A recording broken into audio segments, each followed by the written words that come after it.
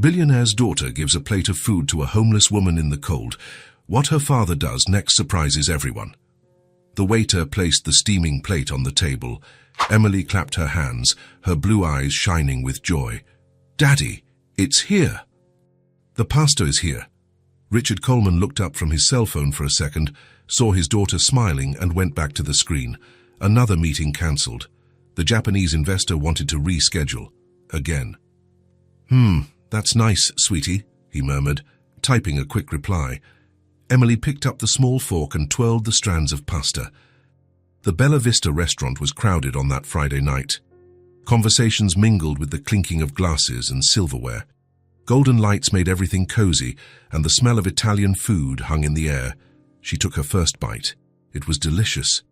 Melted cheese, creamy sauce, exactly how she liked it. But something caught her attention. Outside, beyond the large glass window, a young woman was standing on the sidewalk. Long blonde hair swayed in the night wind, her light-colored eyes fixed on the restaurant tables. She was shivering. Emily stopped eating and watched with curiosity. The woman wasn't just casually looking. She was watching the plates, the food, the people eating, and she seemed sad. Very sad. "Daddy!" Emily called. Richard kept typing, frowning at the screen. "Daddy!" she repeated, louder. "1 minute, Emily. Daddy is handling something important for work." The little girl sighed and looked back out the window. The woman was still there, hugging herself to keep warm. Her clothes looked worn by time. She wasn't wearing a coat, despite the cold October night. Richard's phone rang. "Hello, yes, Johnson, I'm here." "What do you mean they want to change Clause 15 now?" Emily rolled her eyes. When Daddy answered the phone during dinner, it took forever. She continued to watch the people around her, but her eyes always returned to the woman outside. Why was that lady there? Why didn't she come into the restaurant to warm up? She seemed to be watching every plate that passed by the tables. Emily took a few more bites, but she couldn't stop looking. The woman moved a little, trying to shield herself from the wind that blew her blonde hair, but she remained glued to the glass. Her blue eyes seemed mesmerized by the movement inside the restaurant. Suddenly, Emily understood everything. The woman was hungry, really hungry, and cold. And she probably had no money to buy food. That's why she stood outside, just watching, wishing she could come in. The little girl's heart ached. She looked at her plate, still quite full, then at the thin woman outside, then at her father, who hadn't even noticed the situation. "Don't, Johnson, that will delay everything." "I can't accept these changes," Richard said, irritated. Emily made a decision. Carefully, she held the plate with her 2 small hands. It was heavy and hot. Steam rose from the creamy sauce. She almost spilled it when she got up from her chair, but she managed to keep her balance. "Daddy, I'll be right back," she said softly. Richard waved distractedly, still glued to his phone call. Emily walked slowly between the tables. The plate was heavy for her 5-year-old hands, but she focused on each step. Some adults looked curiously at the little girl carrying food by herself.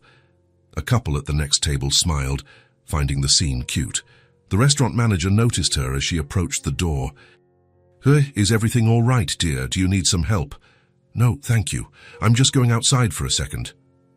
"But it's cold out there, little one. Are you sure?" "Yes, I'm sure." The manager hesitated, but he saw Richard still on the phone and decided to let the girl go. Emily pushed the glass door with her shoulder. The cold night wind hit her face as soon as she stepped onto the sidewalk. It was much colder than she had imagined. The blonde woman turned, surprised to see a child coming out of the restaurant alone, carrying a steaming plate. "Here, eat this. It's warm," Emily said, smiling and holding out the plate. The woman looked at the little girl, then at the plate of pasta, then back at Emily. Her light-colored eyes widened in surprise. What are you doing, sweetie?" "I saw you looking at the food from inside. You're hungry, right?" The woman swallowed hard. Tears began to form in her blue eyes. I can't accept this." "Yes, you can." Emily held out the plate again. "I've already eaten a lot, and it's really yummy. But it's your food, and I want to share it with you. What's your name?" "Martha.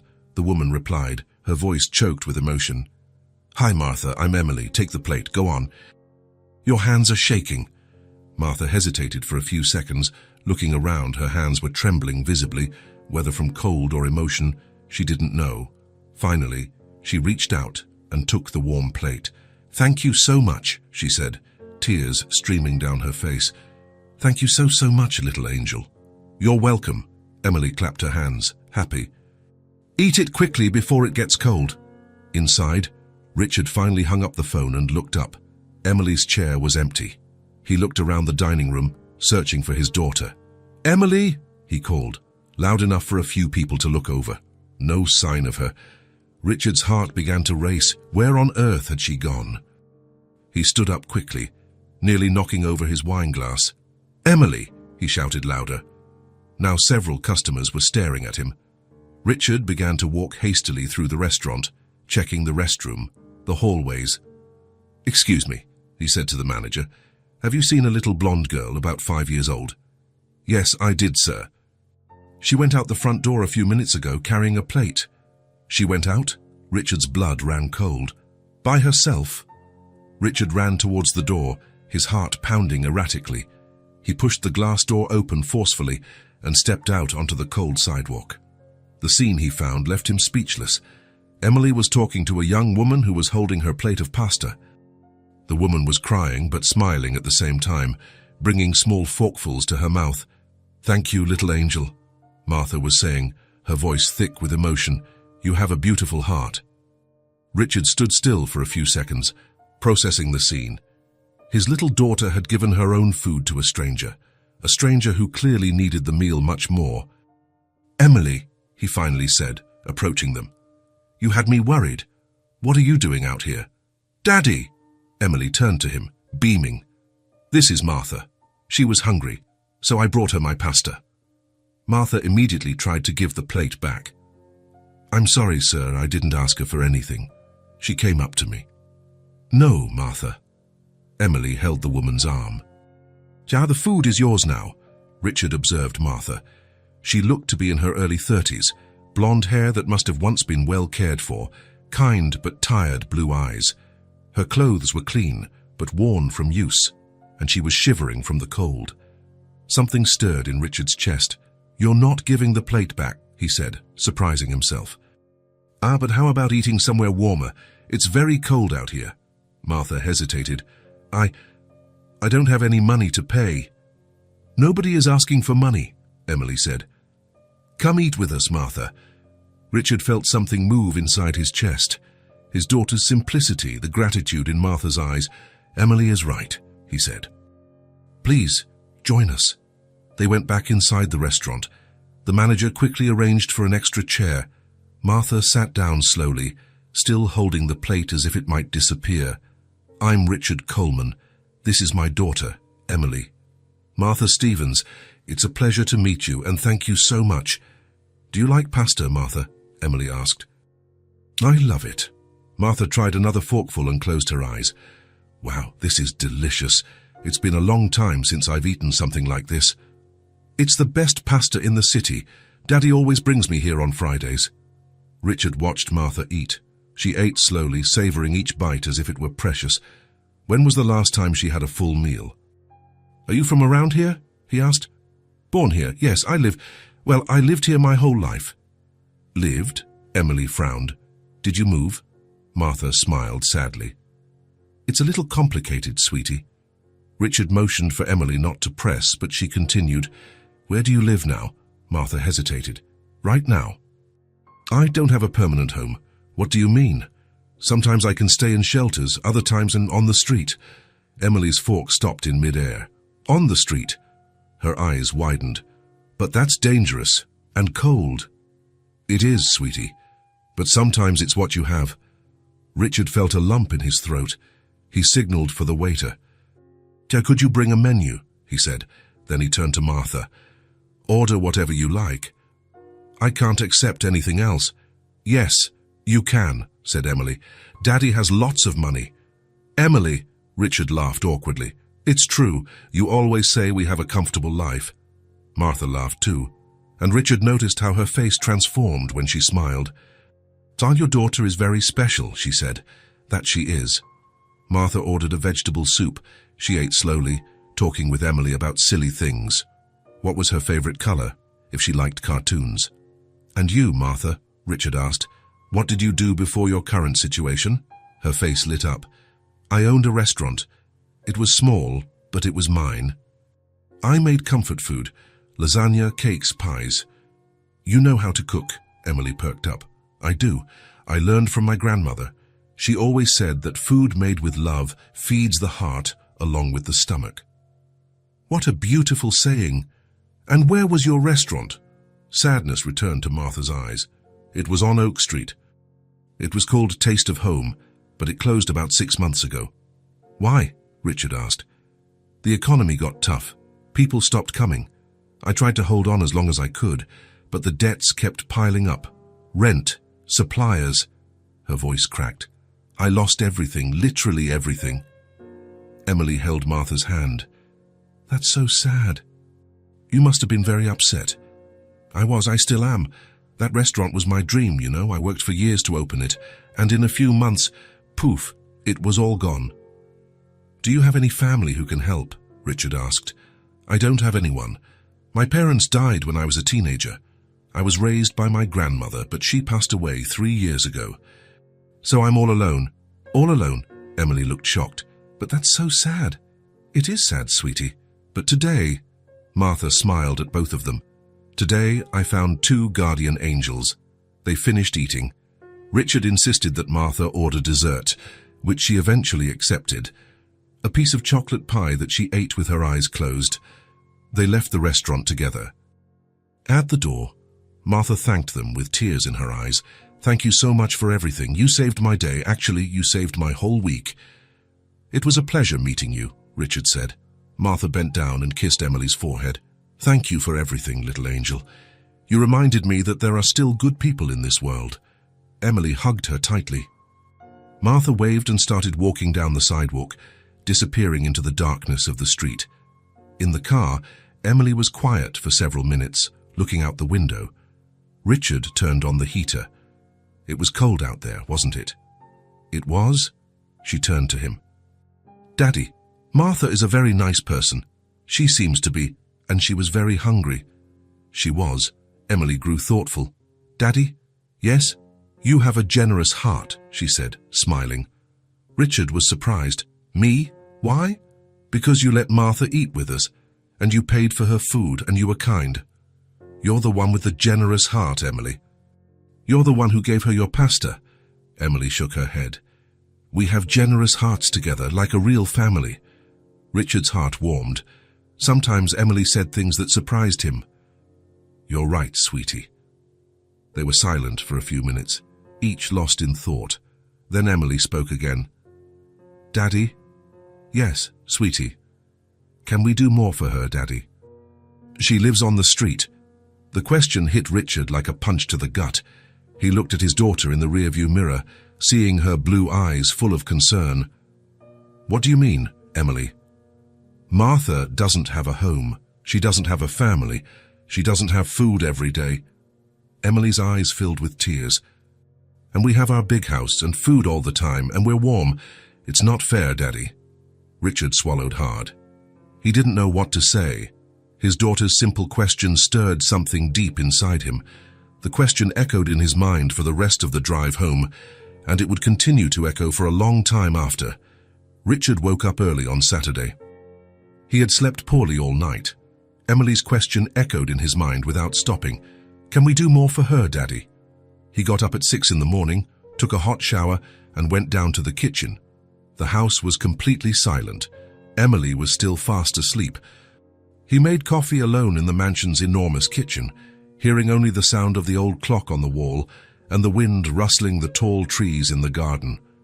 He sat at the large table, which could easily seat 8 people, and drank his coffee in silence. The house was beautiful, but too cold. He had always found it too big for 2 people. Maybe it was finally time to do something about that situation. He grabbed his car keys and left without waking Emily. 20 minutes later, he parked in front of the Bella Vista restaurant. The place was closed on Saturday mornings, but Richard knew Martha would probably be nearby. As she had said the night before, she usually stayed in the area during the day. He began to walk the streets around the restaurant. He checked the nearest park, then the side streets, the public benches. Nothing. He was starting to think he wouldn't find her when he decided to go to Oak Street, where her old restaurant used to be. That's exactly where he found her. Martha was sitting on a bench on the sidewalk, a few blocks from where Taste of Home used to be. She was reading an old book with pages yellowed by time, her blonde hair shining in the soft morning sun. She was wearing the same clothes as the night before, but they were clean and tidy. Richard approached slowly, not wanting to startle her. "Martha!" She looked up from her book, completely surprised. "Richard, how did you find me here?" "You said yesterday that you stay in the area during the day. I decided to come look for you." Martha closed the book carefully and stood up, clearly nervous about his presence. "Did something serious happen? Is Emily okay?" "Emily is fine. In fact, it's because of her that I came to find you." "Because of her?" Richard pointed to the empty bench. "May I sit for a minute?" Martha hesitated for a moment, then nodded. They sat down with a respectful space between them. "Yesterday on the way home, Emily asked a question that I couldn't get out of my head all night." Martha waited in silence, holding the book tightly in her lap. "She asked if we could do more for you. She said it wasn't fair that you don't have a home, family, or food every day, while we have all of that to spare at home." "Children say things like that," Martha said with a sad smile. "They don't understand how the world really works yet." "Maybe they don't. Or maybe they understand it much better than adults do." Martha looked at him with growing, genuine curiosity. "What exactly do you mean by that?" Richard took several deep breaths. He had thought about this moment all morning, rehearsed the words in the car, but now that he was here, it all seemed more complicated than he had imagined. "You said yesterday that you know how to cook very well." "I do." "And that you had your own restaurant." "I did, that's right." "So you know how to work hard. You know how to fend for yourself, to take care of yourself." "Of course I do. I'm just in a very difficult situation right now, but I'm not lazy or a freeloader." Richard turned to look her directly in the eyes. "Would you like to work at my house as a housekeeper?" "With room and board included and a fair salary." Martha blinked several times in a row, as if she hadn't quite understood the words. "I'm sorry. What?" "I have a very large house. Too large for just 2 people, actually. It has several empty bedrooms, a huge kitchen we barely use, rooms that stay closed most of the time, and I work too much. I don't have time to take care of the house as I should." Martha continued to look at him without saying anything, the book clutched to her chest. "You would have your own large bedroom with a private bathroom, all meals included, a fixed salary every month. And Emily would love to have you around. She hasn't stopped talking about you since last night." Are you being completely serious right now?" "Completely serious." Martha ran a hand through her blonde hair, clearly trying to process the completely unexpected offer. "But Richard, you barely know me. You barely know who I really am. I know enough to make this decision. I saw how you treated Emily yesterday. I saw the genuine gratitude in your eyes. I saw that you ate slowly, savoring each bite as if it were precious. And Emily has an incredible instinct for recognizing truly good people." "Richard, I really don't know what to say right now." "Then just say yes." Martha laughed softly, but tears were forming in her light blue eyes. "Are you absolutely sure about all this? You won't regret it later. I'm completely sure." Martha was silent for a long moment, looking at the book in her hands, then at the street where her old restaurant was, then back at Richard. "Okay," she said, her voice choked with emotion. "I accept your offer." Richard smiled for the first time since he had woken up that morning. "Perfect. Shall we go get your things then?" Martha laughed again, but this time with much less sadness. "I don't have any things to get. Everything I own in the entire world is in this bag right here next to me." She pointed to a small, old canvas bag resting on the bench. "Then let's go straight home." The Coleman mansion was in the most affluent and expensive neighborhood in the city, an imposing 2-story house with extensive, well-manicured gardens, a 4-car garage, a large pool in the back, and a complete outdoor kitchen area. Martha looked out the car window the entire way, impressed by the size and elegance of the houses. "Oh, my goodness, Richard, your house really is huge. It's too big, I've always thought so. My wife wanted a house like this when we bought it, so we bought it. After she passed away, I never seriously thought about moving." "Was Emily born in this house?" "She was, but she and I basically just live on the ground floor. The upstairs bedrooms are hardly ever used for anything." They entered through the imposing and elegant front door. The entrance hall had a very high ceiling, a polished white marble staircase, and expensive paintings on the walls. All very beautiful and extremely elegant, but as cold as a museum. "Emily!" Richard called out. "Come downstairs. I have a special surprise for you." They heard footsteps running upstairs, then down the marble staircase. "Daddy, you left so early. I didn't see when you—" "Martha!" Emily appeared in the hall, still in her pink pajamas, her blonde hair a complete mess from sleep. When she saw Martha standing there, her blue eyes widened with pure joy. "Martha! What are you doing at our house?" "Your father offered me a job here," Martha said, opening her arms to welcome the little girl. "A job, here at our house, for real?" "That's right," Richard confirmed, smiling at his daughter's radiant happiness. "Martha is going to work here with us and live here too," Emily shouted with joy and ran to hug Martha with all her might. "Really? You're going to live here with us?" "If you'll both have me," Martha said, returning the tight hug. "Of course we will. It's going to be the most amazing and wonderful thing in the whole world." Richard spent the whole morning showing Martha all the rooms in the house. The kitchen was indeed huge, with a large central island, a double oven, a gigantic refrigerator, and every modern and expensive appliance imaginable. The living room had expensive leather sofas and an ornate marble fireplace. The dining room could easily seat 12 people. "And we usually order takeout or heat up frozen things from the supermarket," Richard explained, a little embarrassed by the situation. "I don't have time to cook, and Emily will eat anything I put in front of her." "I can cook real meals for you too, if you'd like," Martha offered enthusiastically. "I don't just have to clean and tidy the house. That would be absolutely fantastic. Emily would love real homemade food every day." They went up to the second floor of the mansion. Richard showed her 3 huge guest bedrooms, all with private bathrooms and beautiful, expensive furniture that looked like it had never been used. "Choose whichever one you prefer. They are all completely available." Martha chose the middle room, which had a very large window with a beautiful view of the well-kept backyard garden. The room was significantly larger than the entire apartment where she had lived before losing her restaurant. "It's absolutely perfect," she said, placing her small bag on the king-size bed. "Good, tomorrow we'll go out to buy clothes and everything else you need," Richard said. "You don't have to bother." "Yes, I do. It's part of our agreement." Emily spent the rest of the morning completely attached to Martha. She showed her all her favorite corners of the house, her toys scattered around her room, her large collection of books, her drawings carefully stored in a special folder. Martha listened to everything with genuine interest, asking curious questions and laughing at the girls' animated stories. At lunchtime, Martha insisted on cooking something special. "Let me see what you have in that big fridge of yours." She found fresh eggs, cheese, ham, ripe tomatoes, and a few other vegetables. In just half an hour, she prepared perfect omelettes, golden and creamy, served with a fresh, colorful salad. "Wow, Martha," said Richard, taking a careful first bite. "This is absolutely delicious. It's 1,000 times better than those tasteless frozen things we always eat," Emily declared enthusiastically. "I promise to cook real homemade meals for you every day," Martha said, smiling.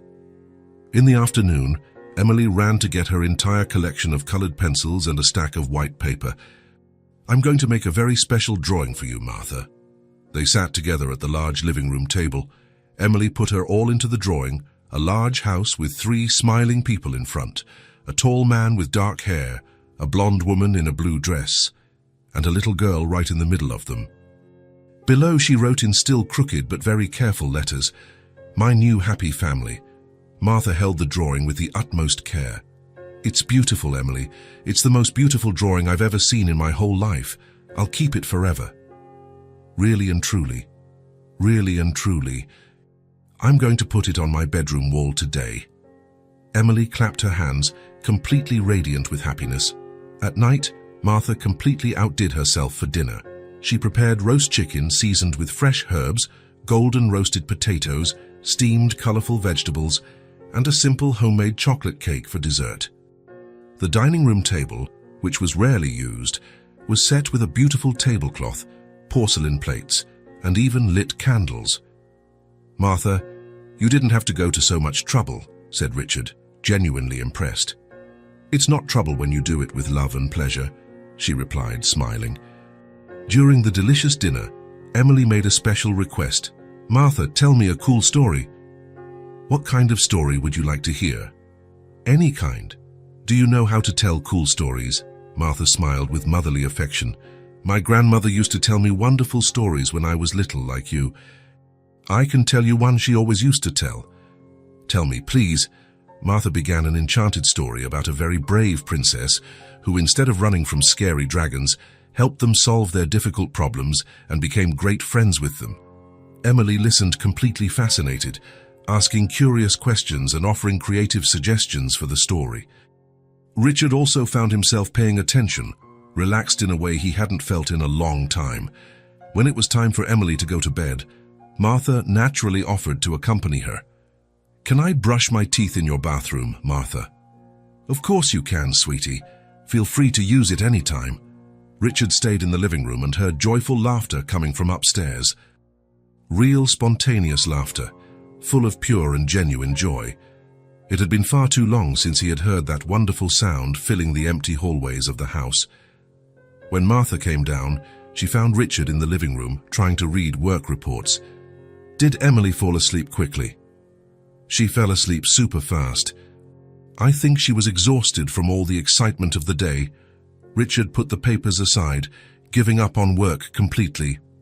"Martha, thank you so much for all of this, for accepting the offer, for being so affectionate with Emily, for bringing new life into this house. Thank you, Richard, for giving me this incredible opportunity when I needed it most. I don't even know how I'll ever be able to repay so much generosity. You're already repaying it perfectly. Just look at how different the house is today. It's full of life." Martha looked around the room attentively. It was true. There were used plates on the dining table, the pleasant smell of homemade food still in the air, Emily's colorful drawings scattered on the sofa, cushions disarranged where they had been sitting. "Your house is really beautiful, Richard," she said sincerely, "but it was very, very quiet before. Too quiet. I work so much that sometimes I completely forget to live life." They sat in comfortable silence for a few minutes. "Richard?" "Yes." "Can I ask about Emily's mother? You don't have to answer if you don't want to talk about it." "She passed away when Emily was only 2, a very aggressive cancer.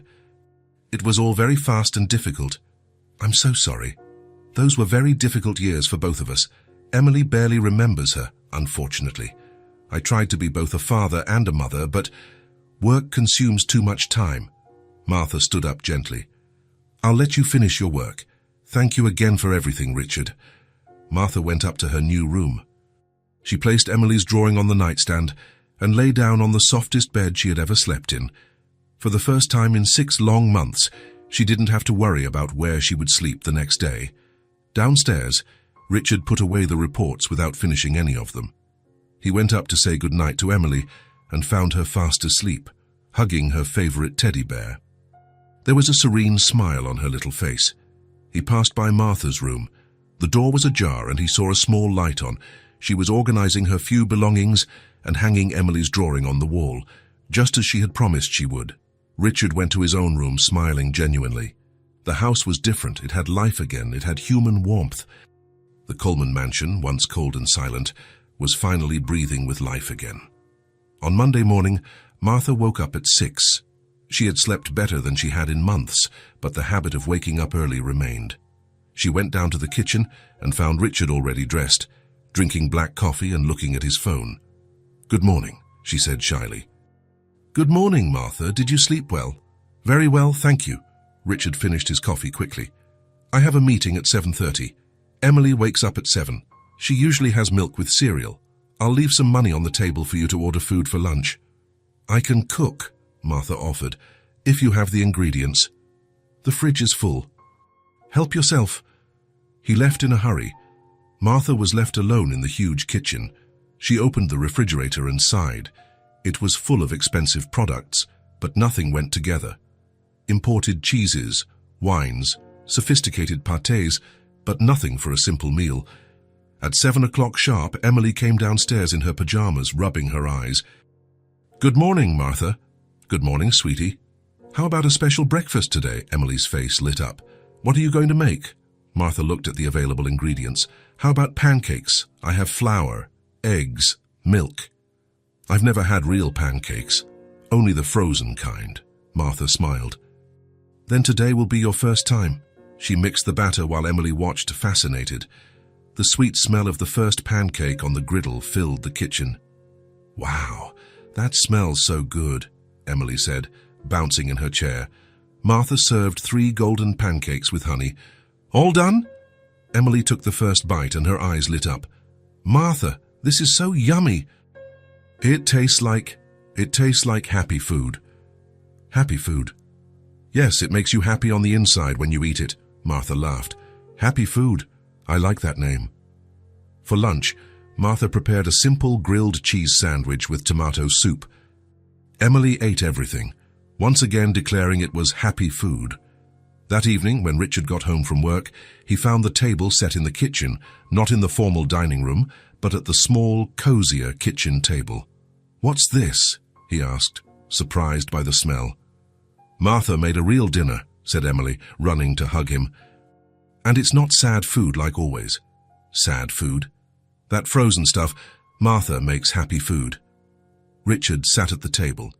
Martha served a simple dish, grilled chicken with herb-seasoned rice and a fresh salad. Martha, you didn't have to. It was my pleasure. Richard took the first bite. The flavor surprised him. It was simple, but perfect. The chicken was tender, the rice flavorful without being overpowering, the salad fresh and crisp. This is very good, he said sincerely. Really? Really? I haven't eaten something like this in a long time. Emily clapped her hands. I told you. Happy food. On Tuesday, Martha woke up even earlier. She went to the market with the list Richard had left, but she bought different ingredients. Instead of gourmet products, she bought simple things: ripe tomatoes, onions, garlic, fresh herbs. She made a full breakfast, creamy scrambled eggs, golden toast, and cut fruit. Emily ate everything, talking about the drawings she would make for Martha during the day. For lunch, she prepared a colorful omelette with vegetables. Emily helped break the eggs. Can I stir it? Of course, you can. Emily stirred the batter with excessive care, her tongue sticking out in concentration. I'm making happy food too. Yes, you are, sweetie. In the evening, Martha went the extra mile. She made a simple beef stew with potatoes and carrots. The smell filled the entire house. Richard arrived and stopped at the kitchen door. What's that smell? Stew, said Martha, stirring the pot. It smells like Grandma's house. Emily laughed. Martha cooks like a grandma, food that hugs your tummy. During dinner, Richard ate more slowly than usual. My Martha, where did you learn to cook like this? From my grandmother, like I said. She used to say that good food doesn't have to be complicated, it just needs to be made with care. She was right. Did you really like it? I know you're used to expensive restaurants. That's exactly why. Sometimes you forget that simple food can be the best. Emily nodded vigorously. Happy food is better than fancy food. The rest of the week followed the same pattern. Every morning, Martha woke up early and prepared a homemade breakfast. Emily always helped, declaring they were making happiness in the pan. On Wednesday, she made freshly baked cheese biscuits. Emily stood at the oven door waiting for them to rise. They're getting chubby, she said, laughing. Just like you'll get if you eat too many, Martha joked. I don't care. I want to get chubby from happy food. On Thursday, She prepared a simple chocolate cake for dessert. Emily helped lick the bowl. Martha? Yes? Why is your food different? Different how? It makes us want to stay together. The food before made us eat quickly and go do other things. Martha stopped stirring the batter. Maybe because I make it thinking of you two. What do you mean? When I cook, I think about how much you'll enjoy it. If it will make you happy. Emily hugged Martha's waist. That's why it's happy food, because it has love inside. On Friday, Richard came home from work early. He found Martha and Emily in the kitchen, making cookies. Emily had flour on her nose and was smiling radiantly. "Daddy, look what we made!" Richard watched the scene. The kitchen was an organized mess. Dirty bowls in the sink, flour on the counter, but the smell was incredible. And Emily was happier than he had seen her in a long time. "Did you two have fun?" "A lot," said Emily. "Martha taught me how to make heart shapes." Richard looked at Martha, who was wiping her hands on her apron. "Thank you," he said softly. "For what?" "For making Emily smile like that." "For making the house smell like a home." Martha smiled, blushing. "It's just food." "It's not just food, it's—" He paused, searching for the right words. "It's care." During dinner that night, Richard ate even more slowly. The dish was simple, grilled fish with mashed potatoes and steamed green beans, but every bite tasted of home, of family. "Oh, Martha." "Yes." "Can I ask you a personal question?" "Of course." "In your restaurant, did you cook like this too?" Martha thought for a moment. "I did, but it was different." "How so?" "There, I cooked for customers. Here, I cook for you." It makes all the difference in the world. Emily, who was more interested in making mountains with her mashed potatoes, looked up. "What's the difference?" "When I cook for you, I put a little piece of my heart in every dish." Richard felt something stir in his chest. How long had it been since someone cooked for him like that? How long had it been since he'd eaten something made with so much care? "The food is yummy because you like us," Emily asked. "I'm liking you more and more every day," Martha said sincerely. Emily smiled, satisfied. "So it's going to get yummier and yummier." "Because we like you more and more too." Richard watched the two of them and realized something had changed in his house. It wasn't just the food, it was the feeling of belonging, of mutual care, of a family forming naturally around the table. For the first time in years, dinner wasn't just a necessity. It was a moment of connection, warmed by the love Martha put into every meal. Happy food, as Emily called it. And it truly was. It was a Thursday night. Emily had fallen asleep early after a day full of playing in the garden. Martha was finishing washing the dinner dishes in the kitchen when Richard appeared at the door. "Can I help?" "It's almost done," she said, drying her hands on a towel. "Just need to put these pots away." Richard came closer and started putting the plates in the cabinet. They worked in silence for a few minutes, a natural rhythm they had developed over the past few weeks. "Martha?" "Yes?" "Would you like some tea or coffee?" She looked at him, surprised. Usually, after dinner, Richard went up to his office to work. Sure, tea would be nice. Richard put water on to boil while Martha finished wiping down the counter. He seemed nervous, fidgeting with the cups unnecessarily. "Is everything okay?" she asked. "Yes, it is. I just wanted to talk." They sat at the small kitchen table with their steaming mugs. The house was quiet, with only the sound of the clock on the wall and the wind outside. "Martha, can I ask you a question?" "Of course. How do you feel living here? Truly, you can be honest." Martha stirred her tea, thoughtful. "I feel at home, for the first time in a long time. Even as an employee. I don't feel like an employee. I feel part of something." Richard nodded, looking into his mug. "I'm glad to hear that. Why?" Because I know what it's like to not have a place to belong." Martha looked at him attentively. There was something different in his voice. "What do you mean?" Richard took a deep breath. "Can I tell you something I've never told anyone?" "Of course you can. I wasn't born rich."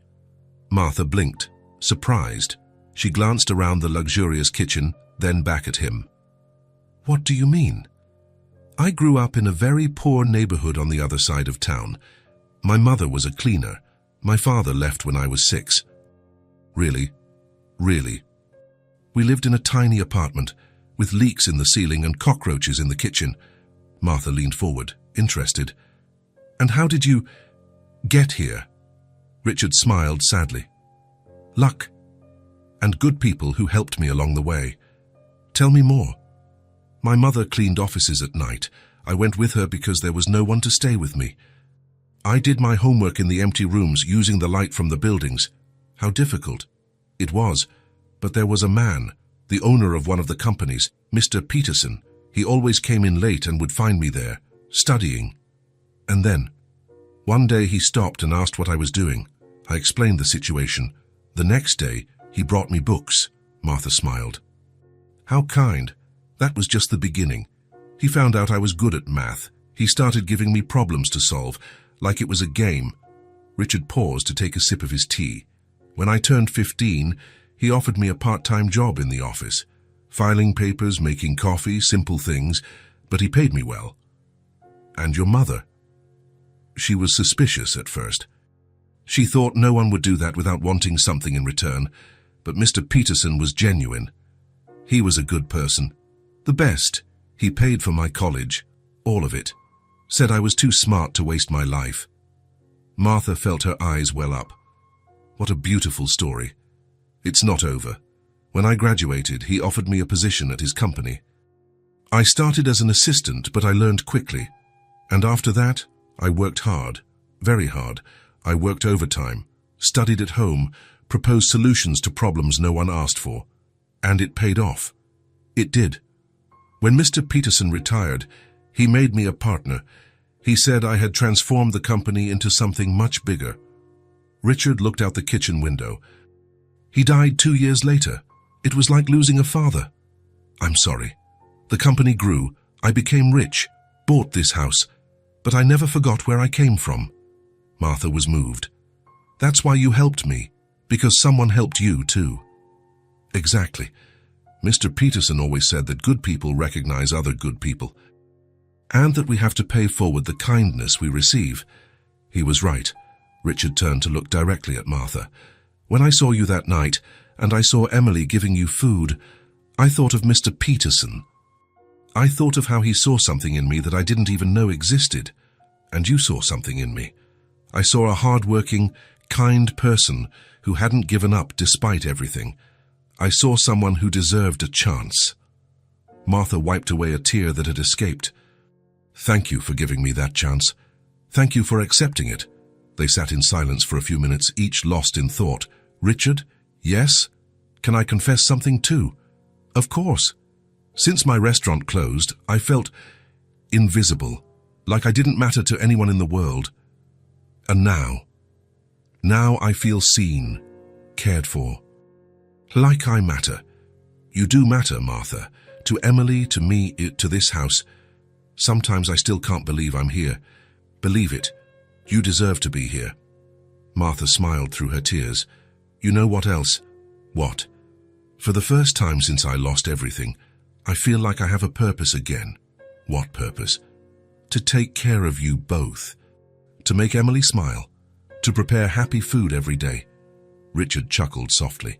"Happy food." Emily came up with the perfect term. She really did, because that's exactly what I do.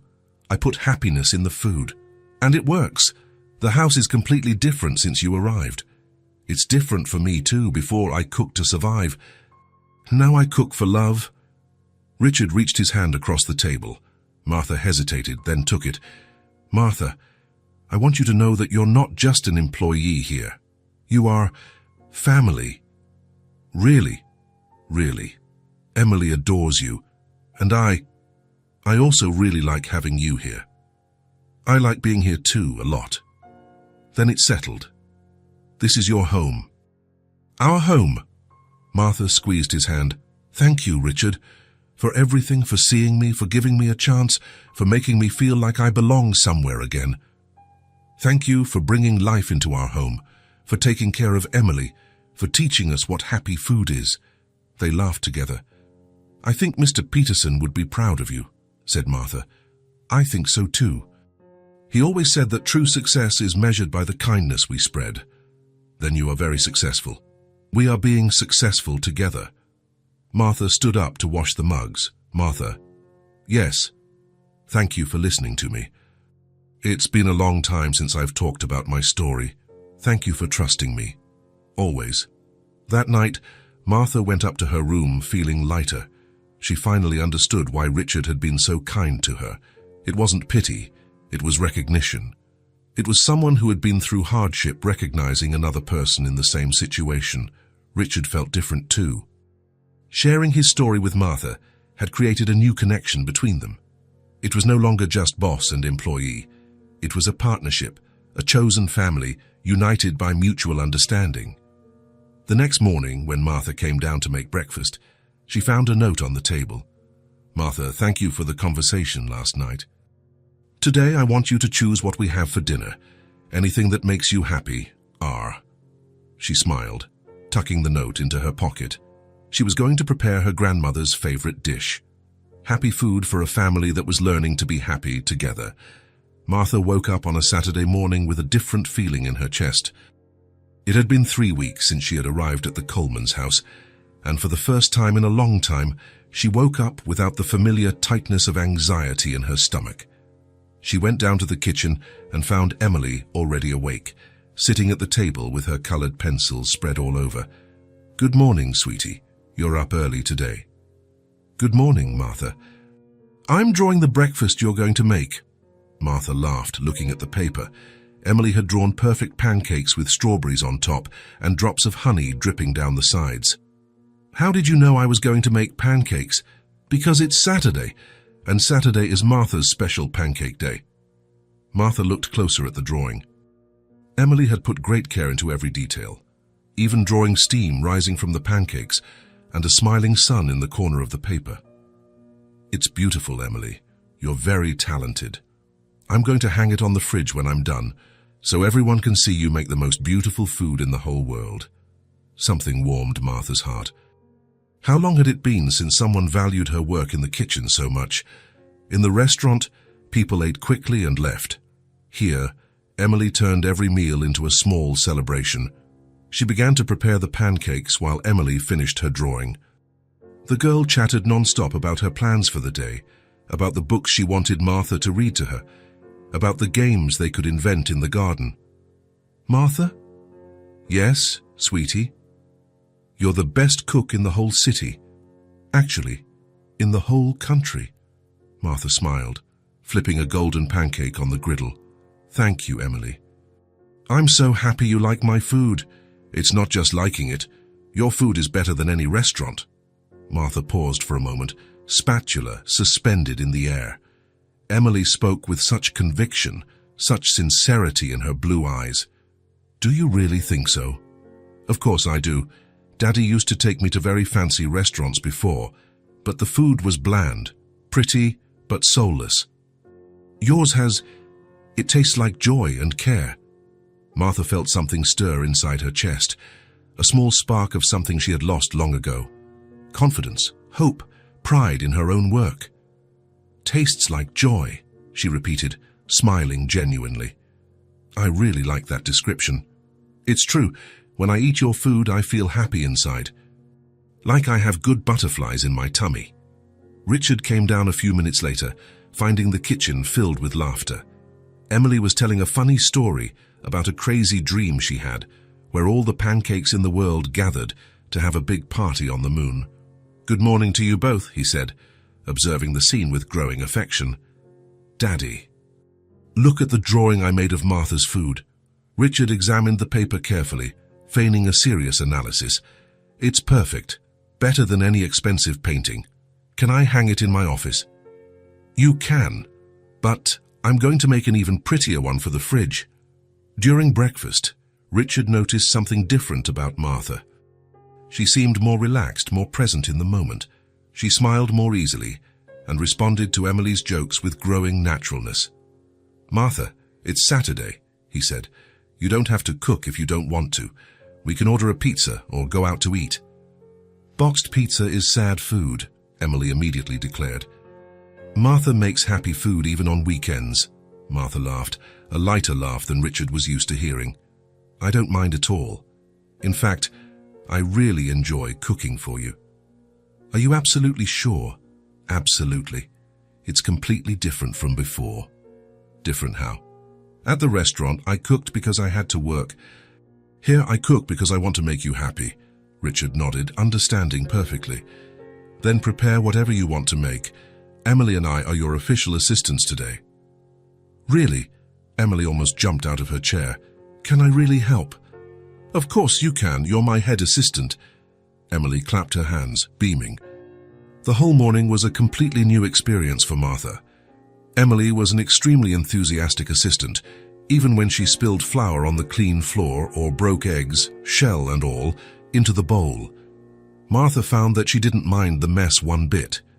In fact, she found it all very fun.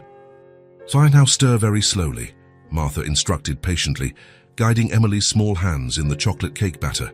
Is this right? Perfect. You have a good hand for cooking. Really? Can I be a cook like you when I grow up? You can be whatever you want, sweetie. Richard watched from the kitchen table, pretending to read the newspaper, but paying full attention to the interaction between them. There was an infinite patience in Martha's voice, a natural kindness that Emily absorbed like a dry sponge. Martha, said Emily, still stirring the batter with concentration. Yes? Can I ask you something kind of personal? Of course you can. Are you very sad sometimes because you lost your restaurant? Martha paused for a moment. Richard looked up from his newspaper, attentive to her answer. I am sad, sweetie. But you know what I've discovered living here? What did you discover? Sometimes we lose one thing to find something even better. Like what? Like you two, like this wonderful kitchen, like making you smile every morning. Emily stopped stirring the batter completely and hugged Martha's waist tightly. I lost something and gained you too. What did you lose? I didn't have a real friend before. Now I have the best friend in the world. Martha felt her eyes well up. She returned the tight hug, looking over Emily's blonde head at Richard, who was smiling tenderly. Then we both gained a lot, said Martha. We did. And Daddy gained something too. What did Daddy gain? Someone special to take care of us when he's working a lot, and happy food every day of his life. In the afternoon, Emily dragged Martha out to the extensive garden of the house. Come on, I want to show you all my favorite places. They started with the big tree with branches perfect for climbing. Emily climbed with the agility of a monkey, calling for Martha to follow her. I don't know if I can climb that, sweetie. It's been a long time since I've climbed a tree. Yes, you can. I'll teach you. I'm an expert at this. Martha laughed, but she tried. With Emily's constant help and cheerful encouragement, she managed to climb a few low branches. Look at this incredible view, said Emily, pointing to the whole garden. From the top of the tree, Martha could see the entire beautiful property, the well-kept garden, the blue pool, the imposing house, and she could also see Richard in his office window, watching them with a smile on his face. It really is beautiful, Martha agreed. Martha? Yes? Are you going to stay with us forever? The question hit Martha with a small jolt. She looked at Emily, seeing pure hope and a little bit of fear in her light blue eyes. I really hope so. Do you promise you'll try to stay? Martha hesitated for a few seconds. There was still a part of her that feared all of this was too temporary. That Richard would change his mind, that something would go very wrong. Emily, sometimes things change even when we don't want them to. But you want to stay, right? I really, really do. Then everything will be all right. My grandma always said that when you really want something good, the whole universe helps make it happen. Martha smiled, despite the anxiety she still held in her heart. Your grandma was a very wise woman. She was, and she would have liked you a lot. I'm sure of it. They climbed down the tree carefully and spent the rest of the afternoon playing in the garden. Emily taught Martha all the games she had invented, showed her every special corner of the garden, and told detailed stories about each flower and tree. This red rose is Emily number 1, she said, pointing. And that one over there Is Emily number 2? Why Emily number 1 and 2? Because Daddy planted them when I was born. 1 for each year I've been alive. Martha smiled, touched by Richard's kindness. What a beautiful idea. Every year he plants a new one on my birthday. We already have 5 Emily roses. Richard watched from the office window, pretending to work on reports. He saw Martha running after Emily in a lively game of tag, saw them hiding behind the large trees in an elaborate make-believe game, saw Emily teaching Martha how to make colorful flower crowns. The house was completely different. It was no longer silent. There was constant laughter, cheerful conversations, life pulsing in every room. In the evening, Emily made a special request to Martha. "Can you read me a story? In my room?" "Of course I can, sweetie."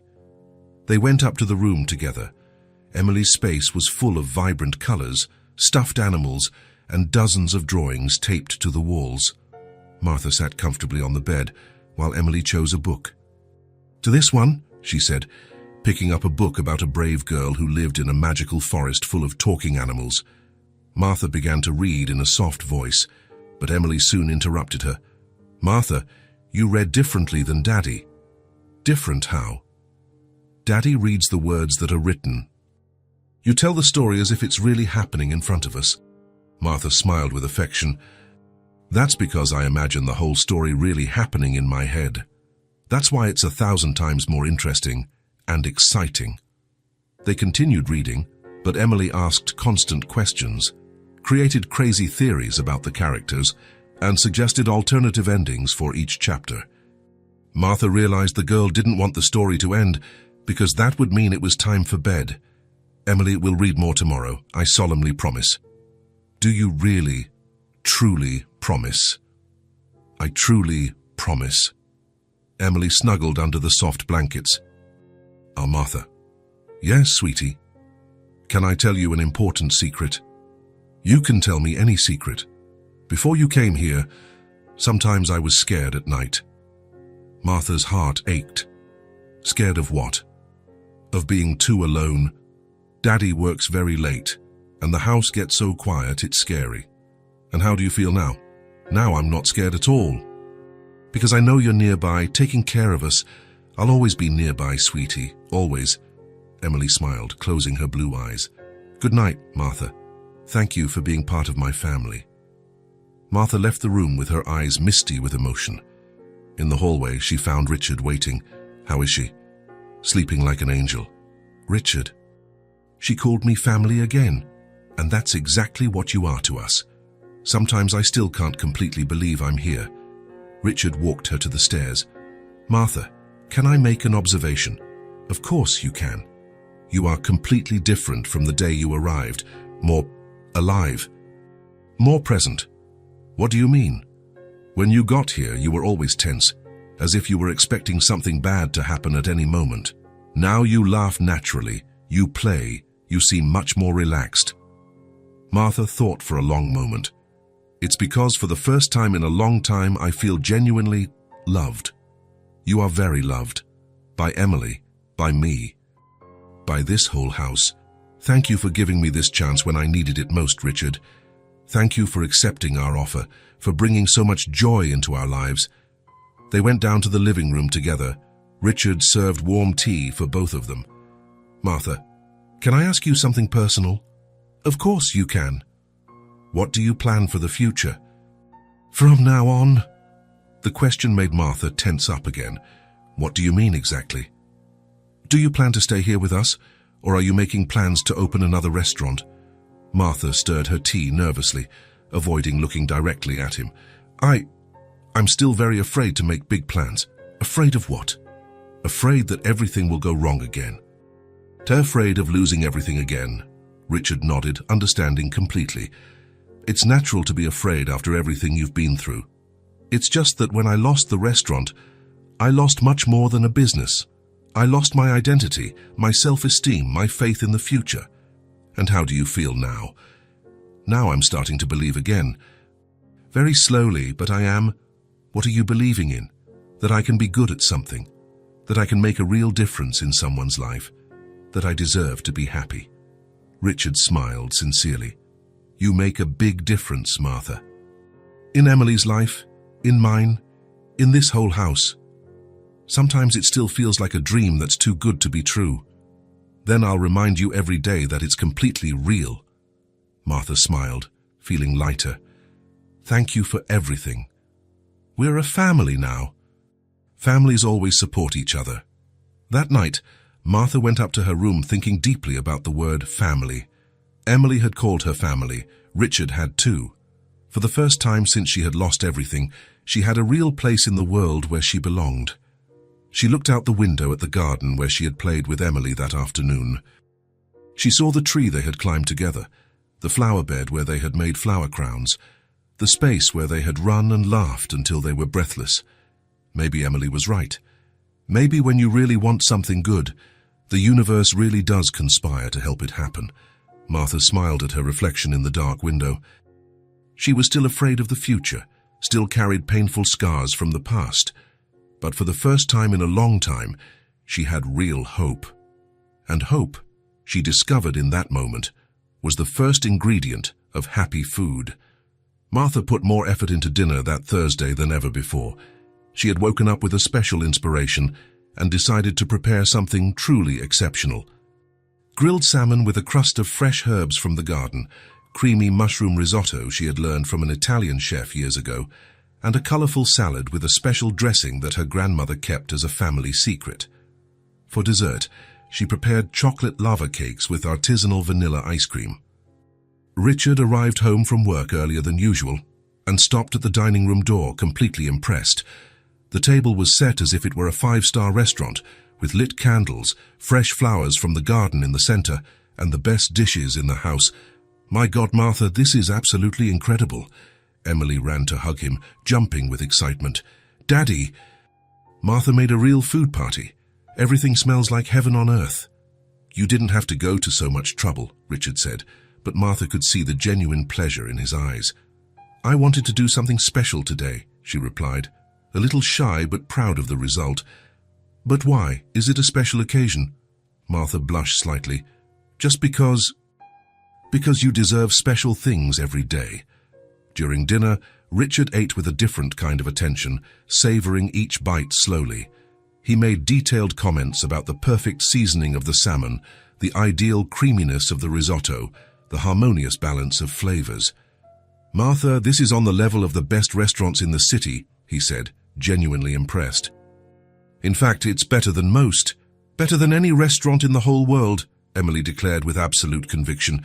Martha's food has real soul. Martha smiled, but Richard noticed something different in her expression. There was a complex mix of pride and melancholy, as if the compliment brought back both good and bad memories. Faiz, where did you learn to make risotto like this? He asked. I worked with an Italian chef for a while when I was setting up my restaurant. He taught me a few secrets. And the salad dressing, my grandmother's recipe. She said it was the special touch that made people always come back. Richard noticed the sadness that crossed Martha's eyes when she mentioned the restaurant.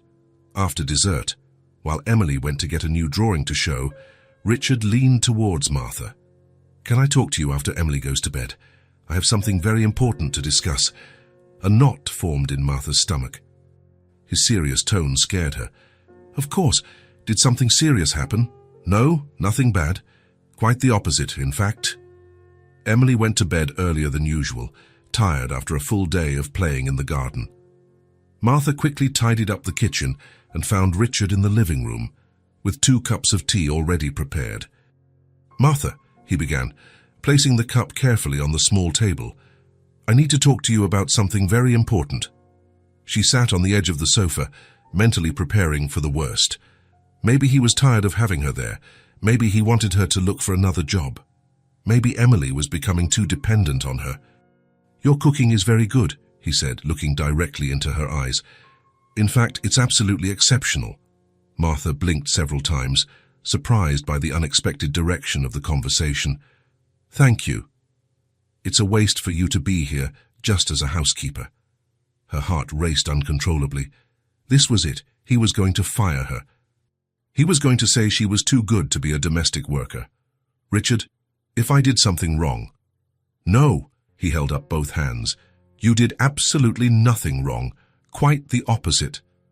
She waited in tense silence, completely confused about where the conversation was going. Martha, for months I've been thinking about diversifying my investments. I've always wanted to invest in something related to the food industry, but I never knew exactly where to start. She remained silent, not understanding. I'm seriously thinking about opening a restaurant. A restaurant? Yes, and I want you to be the head cook, the executive chef. Martha felt as if the world had completely stopped spinning. She heard the words clearly, but she couldn't process their full meaning. What? You have an absolutely incredible natural talent, Martha. Your food has something that you can't learn in an expensive culinary school. It has heart, it has soul, it has a special magic. Martha was in complete shock. Richard, every meal you prepare is a work of art. Not just the taste, but the way it makes us feel, the way it transforms our home. But I've already failed once. Failed completely. Everyone fails at some point in their life. It doesn't mean we shouldn't try again. It means we have experience. Just then Emily appeared at the top of the stairs, still in her pajamas with messy hair. Can I come down for a second? I completely forgot to brush my teeth. Come on down, sweetie, said Richard. Emily ran down the steps and stopped abruptly when she noticed the seriousness of the conversation. What are you talking about with such serious faces? Martha was still processing everything. Your dad is proposing to open a restaurant with me. Emily was silent for exactly 3 seconds. Then she screamed with pure joy and jumped on the sofa. I told you, Daddy. I always told you. Her food is the happiest in the whole world. Emily, don't shout like that. But it's true, she continued, completely excited, jumping from one side to the other. Everyone will want to eat Martha's food. She's going to be the most famous cook in the whole city. The country, the planet. Richard laughed at his daughter's contagious excitement. See, Martha, Emily fully approves of the idea. Martha looked at both of them, feeling a confused mix of intense joy and paralyzing terror. Richard, it's incredible, but I need to think about it very carefully. Of course, take all the time you need. No rush at all. Emily came closer and hugged Martha tightly. You're going to say yes, right? Please, please, please. I'll think about it very carefully, sweetie. But you want to, right? I can see it in your eyes that you really want to. Martha felt her eyes well up. Emily was right. She wanted to, a lot, desperately. But the fear was infinitely greater than the desire. Yes, I want to, she admitted in a low voice. But I'm very scared. What are you scared of? Emily asked innocently. That everything will go wrong again. That night, Martha couldn't sleep a wink. She lay in bed staring at the dark ceiling, her mind spinning in endless circles without stopping. Her own restaurant again. The chance to go back to doing what she loved professionally. The opportunity to have a real business, to be independent, to achieve her dream a second time. But she also vividly remembered everything she had lost the last time. She remembered the terrible day she had to lay off her last employee. His tears, a young man with a pregnant wife and bills to pay. She remembered calling the suppliers, one by one, with a choked voice, explaining that she couldn't pay the outstanding bills. She remembered the horrible meeting with the property owner, where she signed the papers that officially closed Taste of Home. She remembered leaving the completely empty restaurant for the last time, carrying only a small box of personal belongings. She remembered crying alone in her car, knowing she had disappointed everyone who believed in her. She got up at 4 a.m, giving up on sleep completely. She went down to the kitchen, made chamomile tea, and sat at the table, watching the silent garden through the window. What would happen if she failed again? Richard would lose all the money he invested because of her, and worse still, he would lose the trust he had in her. Emily would lose the admiration she showed for her every day. And her. Could she emotionally survive another devastating failure? At 6 a.m. sharp, Richard came down to the kitchen and found her still sitting at the table, with deep, dark circles under her eyes and an expression of complete exhaustion. Martha, did you get any sleep at all? I couldn't even close my eyes, she admitted, her voice hoarse. Richard sat in the chair next to her. concerned. "Do you want to talk about what's worrying you?"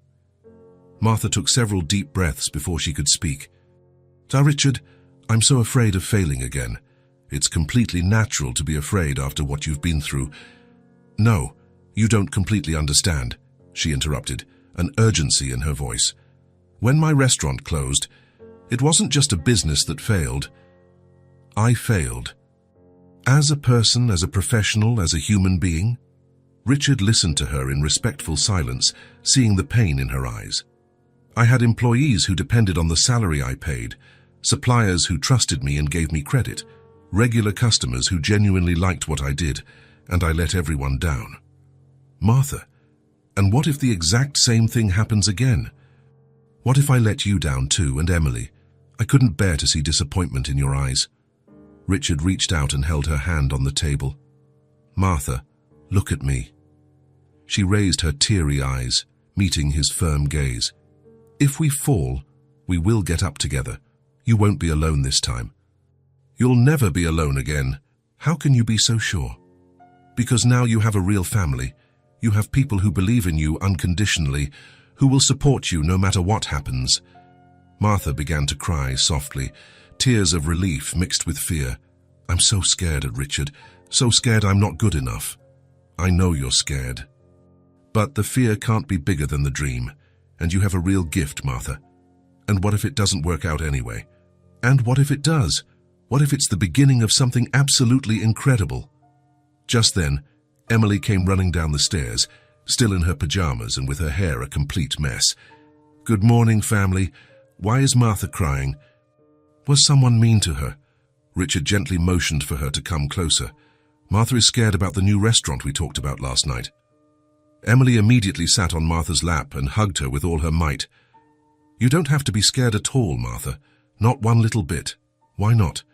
Because you are officially the best cook in the entire universe. And I will always be here to support you in everything."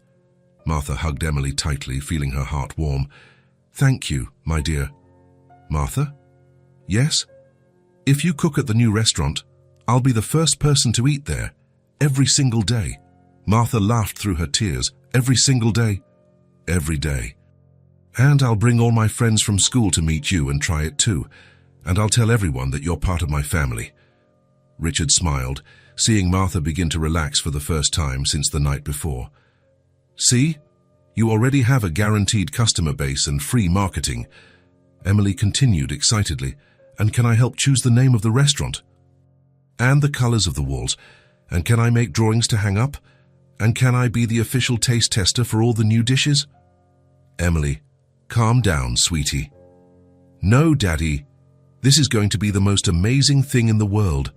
Martha is going to make everyone happy with her magic food." Martha looked at Emily, then at Richard, feeling something shift inside her chest. "Dad, you really truly believe it can work?" "We believe with all our hearts," they both said at the same time, without hesitation. Martha was silent for a long moment. She could still feel the fear very present, but also a small spark of hope beginning to grow and shine. "And if I say yes, what would it be like exactly?" Richard's face lit up visibly. "First, we would find the perfect location together. Then we would set everything up exactly your way. The menu would be completely yours. You would be the executive chef with total creative freedom." "And I could help with everything." Emily clapped her hands excitedly.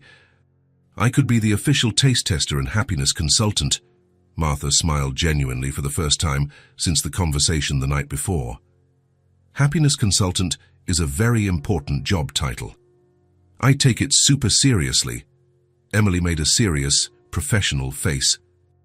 "I will taste everything very carefully and give it a score from 0 to 10 for each dish. And what if some food gets a low score? Impossible. Your food always gets a 10 or an 11 or 1,000. Richard watched the interaction, seeing Martha relax and allow herself to dream again. "Martha, you don't have to decide right now. Think about it as long as you need. Actually," she paused for a long time, looking at the two hopeful faces. "Actually, I think I already know my answer." Emily held her breath, her eyes shining with anticipation. "Yes," Martha said, her voice growing firmer and more determined with each word. "Yes, I really want to try again," Emily screamed with joy and hugged Martha with a strength disproportionate to her size. "I knew it. I always knew it. It's going to be the best restaurant in all of history." Richard smiled, feeling relieved and genuinely happy. "Are you absolutely sure, Martha?" Martha nodded, feeling an intense mix of fear and excitement running through her veins. "I am. I'm still very scared, but I want to try. I need to try. For myself, for you, for my dream." "Then we'll make it work," Richard said with total determination. "Together." "Yes, we will." Emily jumped onto Martha's lap. "And you know why it's going to work out great. Because now you have a whole family cheering for you and helping." Martha hugged Emily tightly, looking at Richard over the girl's blonde head. "Thank you," she whispered, emotional, "for believing in me when I couldn't believe in myself." "We will always believe in you," Richard said with sincerity. "Always and forever." In that special moment, sitting in the cozy kitchen with the two people who had become her true family, Martha felt something she hadn't felt in years: real, solid hope. The fear was still present, but now it shared space with genuine excitement, with a renewed desire to try again, with the absolute certainty that this time she would not be alone.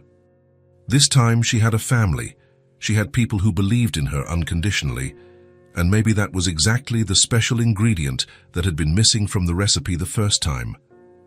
The next morning, Martha woke up with a mix of nervousness and determination running through her veins. The conversation from the night before still echoed in her mind like a persistent echo. Richard had made the most incredible proposal of her life, and she was still processing every word. She went down to the kitchen at 7 in the morning, as always. Emily was already awake, sitting at the table with paper and colored pencils spread out. "Good morning, Martha," the little girl said, more excited than usual. "Good morning, sweetie. What are you drawing today?" "It's a very special surprise." Emily covered the paper with her hands. "I can only show you after lunch." Martha smiled, but noticed that Emily was watching her more attentively than usual, as if she knew something important was happening. She began to prepare breakfast with slightly trembling hands. Richard's proposal had affected her more than she had imagined. As she cracked the eggs, her mind wouldn't stop thinking about the possibilities and risks.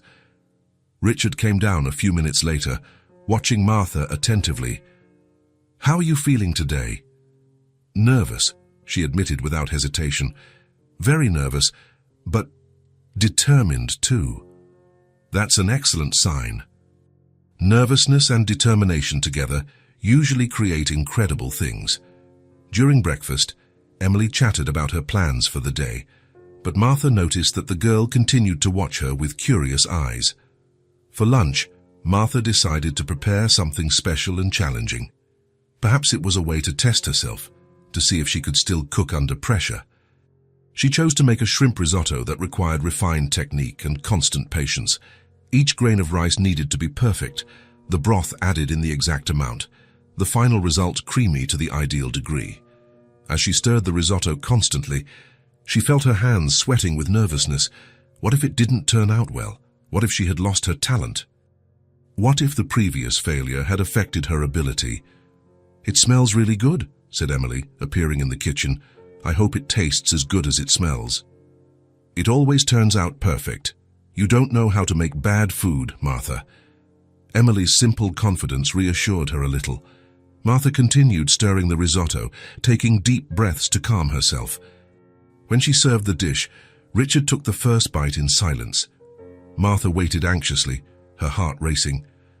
"Martha," he said finally, "this is absolutely perfect." She sighed with deep relief. "Really? Is it not bland? Is it cooked right?" "Better than any Italian restaurant in the city," Emily agreed vigorously, already on her second helping. Martha never disappoints, never. After lunch, Emily finally revealed her drawing. It was colorful and detailed, showing a small house with large windows and smiling people outside. Colorful flowers decorated the facade. At the top, in neat letters, it said, "Martha's Restaurant." "This is for you," said Emily, handing her the paper ceremoniously. "For when you open the new restaurant." Martha took the drawing carefully, feeling her eyes well up. "It's so beautiful, Emily. So beautiful. Do you really like it?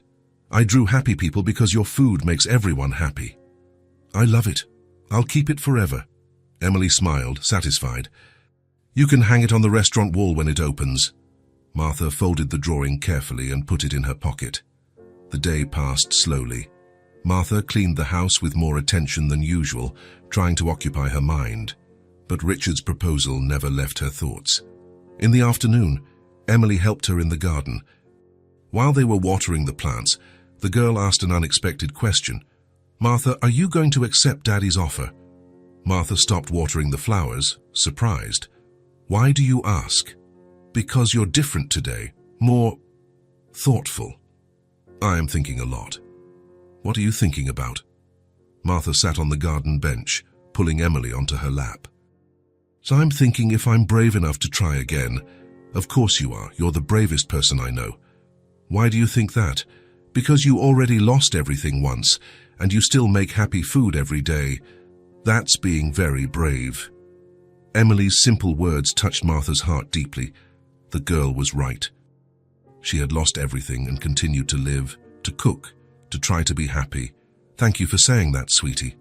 "It's true. And if you open the restaurant, I'll be your first official customer." Martha laughed. "Official? I'll make a membership card and everything."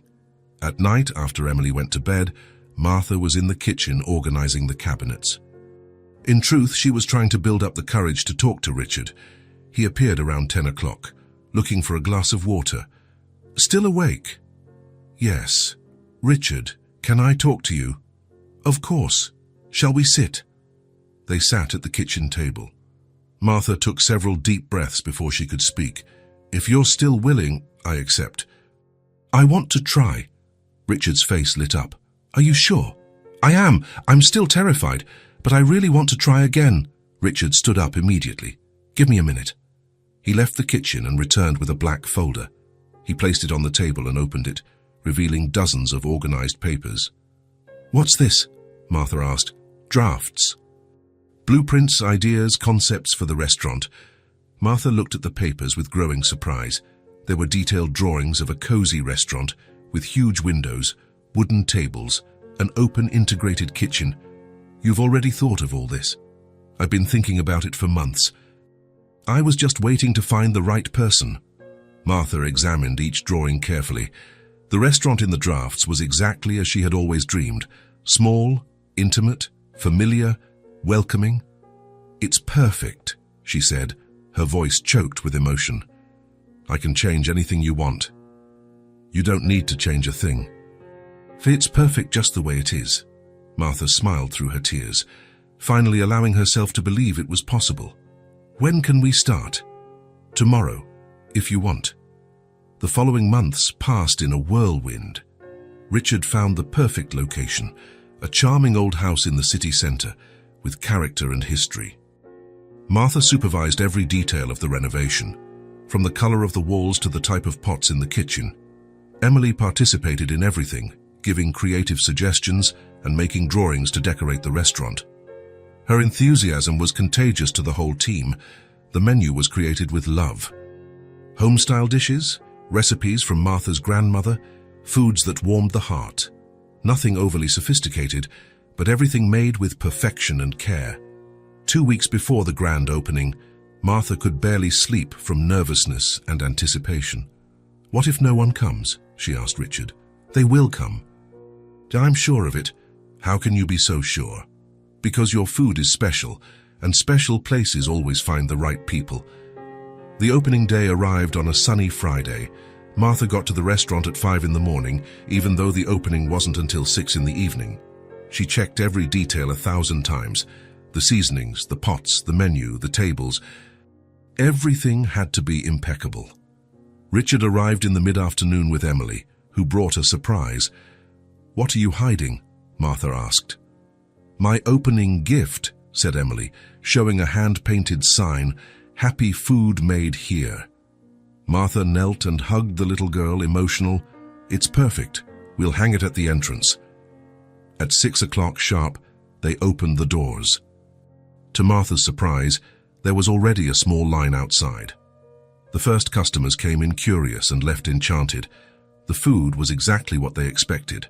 Delicious, homemade, made with care. The dining room slowly filled up. The smell of home-cooked food hung in the air, mixed with the cheerful buzz of conversations and laughter. Emily ran between the tables with contagious joy, showing the menu to everyone and explaining that Martha was part of her family.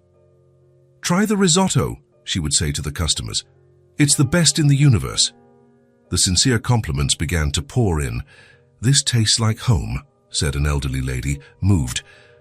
"I haven't eaten anything this delicious in years," commented a young couple. "It's like my grandmother is cooking," whispered a woman, with tears in her eyes. Richard watched everything from a table in the corner, proud and happy. His gamble had paid off. Martha was truly special.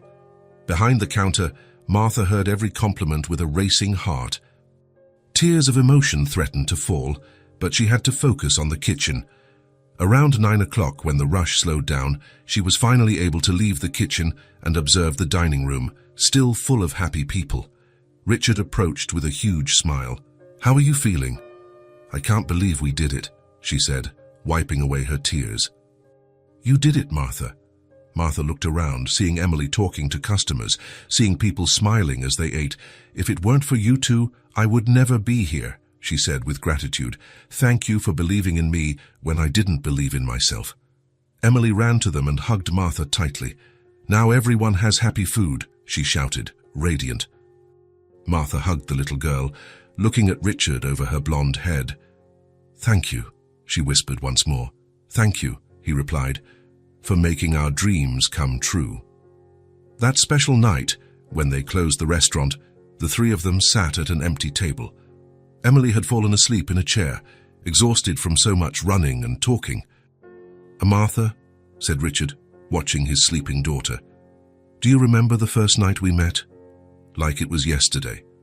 Emily gave you her plate of pasta on the cold street. And it changed my life forever. It changed ours too." Martha smiled, watching Emily sleep peacefully. "Who would have thought that a simple plate of pasta could change 3 entire lives?" "The best things always start simple," said Richard. Martha agreed, looking at the silent restaurant around them. It was quiet now, but it still held the echo of the night's laughter and conversations. She had lost everything once. She had been on the street, without hope, without a future. But a generous 5-year-old girl had seen beyond appearances. She had seen a person who deserved a chance, and that chance had turned into a real family, and the family had turned into a dream come true. Martha smiled deeply, finally at peace. Sometimes, the best things in life begin with the simplest gestures. Like sharing a plate of pasta with a stranger on a cold night, or like believing that everyone deserves a second chance to be happy. The story had ended where it began, with food made with love, with true affection, and with the certainty that small gestures of kindness can change the entire world forever. A plate of pasta, a generous little girl, a father who believed, a woman who started over, 4 lives transformed by the magic of happy food. If this story touched your heart, subscribe to the channel and turn on notifications so you don't miss the next ones. Leave a like because it helps this story get recommended to more people. See you in the next story.